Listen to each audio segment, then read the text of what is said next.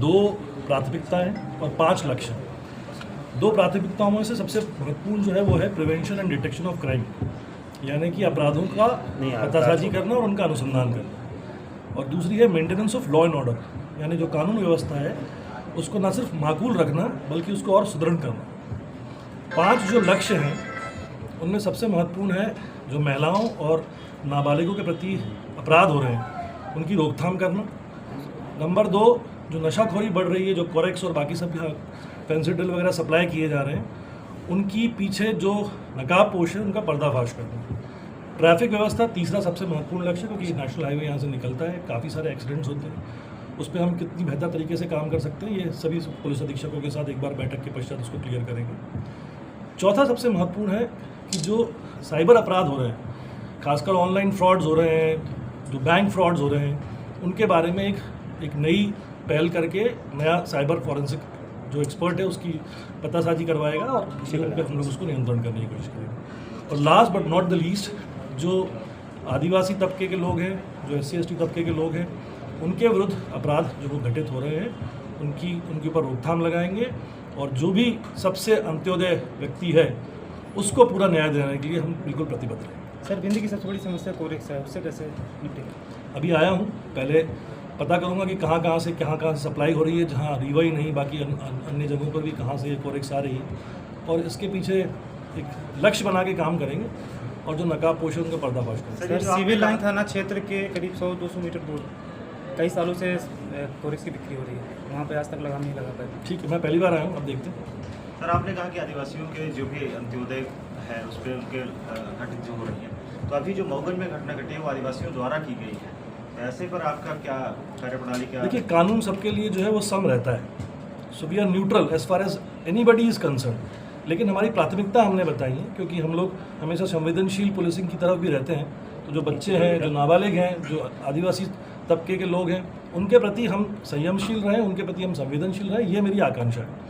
Sir, कुछ माहों से gun shot के मामले विंध्य में बढ़े हैं, खासकर रीवा की अगर बात की जाए तो गन कहां से आ रही है और विदाउट लाइसेंस वाले इस तरह के मामले सामने आए हैं। ठीक है, इसके बारे में आपने मुझे संज्ञान में लाया है, इसके बारे में प्राथमिकता के तौर पर कार्रवाई करेंगे। सर, रीवा में ट्रैफिक भी सबसे बड़ी समस्या है। मैंने आपको पहले बताया, ट्रैफिक जो है उसको सुधारने के लिए पुलिस अधीक्षकों के साथ एक बार बैठक लेंगे और देखेंगे किस तरह से उसमें कुछ नया नवाचार करके किस तरह से ट्रैफिक व्यवस्था को और सुचारू रूप से सुदृढ़ किया जा सकता है। आपने सड़क दुर्घटनाओं की बात की है, तो सुहागपुर में आए दिन एक्सीडेंट होते हैं और कई बार बैठकें हो चुकी हैं, दूर से लोग मतलब PWD और डिपार्टमेंट के लोग बैठक कर चुके हैं, लेकिन ये जो मामला है केवल बैठक तक ही सीमित रहता है। आप इसको कैसे सॉल्व करेंगे, क्योंकि आए दिन वहाँ एक्सीडेंट होते हैं? हमने कहा कि हम सिर्फ बैठक तक सीमित नहीं रहेंगे, हम नवाचार करेंगे, जिस भी क्षेत्र में नवाचार की आवश्यकता है उस क्षेत्र में नवाचार करेंगे। मेरी प्राथमिकताओं में जितने ज़िले हैं उन ज़िलों की सबसे पहले जो रात्रि गश्त व्यवस्था है उसको सुदृढ़ करना है, उसमें नवाचार करना है, और ऐसे जहाँ जहाँ हमको मौके मिलेंगे, जहाँ जहाँ हम इम्प्रूव कर सकते हैं वहाँ हम इम्प्रूवमेंट करने की कोशिश करेंगे। सर, देखा जाता है कि थाने स्तर पे लोगों की सुनवाई नहीं हो पाती, इसकी वजह से बड़ी घटनाएं घटती हैं और बड़े अधिकारियों पे लोग चक्कर लगाते रहते हैं, तो उसको कैसे मैनेज करेंगे? थाने स्तर पर सुनवाई ना होने के बारे में मैं बिल्कुल स्ट्रिक्ट हूँ कि अगर मुझे ये पता चला कि थाना प्रभारी ने जानबूझकर लापरवाही पूर्वक अगर सुनवाई नहीं करी है या किसी अन्य तरीके से उसने पुलिस की गरिमा को गिराने की कोशिश करी, तो फिर वो थाना प्रभारी नहीं रहेगा। सर, जनता और पुलिस के बीच जो गैप बढ़ गया है उसको कम करने की क्या है? देखिए, पहले तो मुझे लगता था कि जनता के साथ में हम लोग जनता दरबार आयोजित करते थे।